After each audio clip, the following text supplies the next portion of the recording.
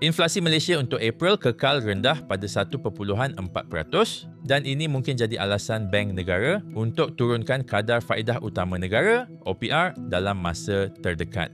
Ramai pakar ekonomi dah jangka paling kurang satu pemotongan OPR tak lama lagi.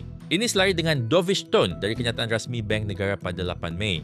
UOB kata pasaran dah mula bersedia tapi masa sebenar pemotongan bergantung pada data semasa, rundingan dagang dan mood pengguna serta bisnes. Sejak naik 25 mata asas tahun lepas, OPR tak berubah-ubah. Tapi kali ini, faktor seperti ringgit yang makin kukuh, inflasi yang terkawal dan ekonomi yang makin perlahan. Ini telah beri tekanan kepada Bank Negara untuk ambil tindakan. BNM baru-baru ini juga turunkan nisbah rizab berkanun SRR kepada 1% bermula 16 Mei. Satu langkah yang dilihat sebagai hint awal. Tapi UOB tak nampak pemotongan OPR akan berlaku seawal Julai nanti. Kebetulan mesyuarat dasar monetari BNM seterusnya jatuh pada 8 hingga 9 Julai. Sama tarikh dengan tamatnya 90 hari, tarif POS dari Amerika Syarikat, isu tarif dan perdagangan global tambah lagi ketidaktentuan terhadap ekonomi. Satu lagi tekanan, inflasi teras naik ke tahap paling tinggi dalam 17 bulan sebab harga servis dan barang tahan lama makin mahal. Maybank IB kekal dengan ramalan inflasi 2% untuk tahun ni tapi tak tolak kemungkinan naik lagi kalau subsidi dikurangkan, tarif elektrik dikaji semula atau kos buruh naik.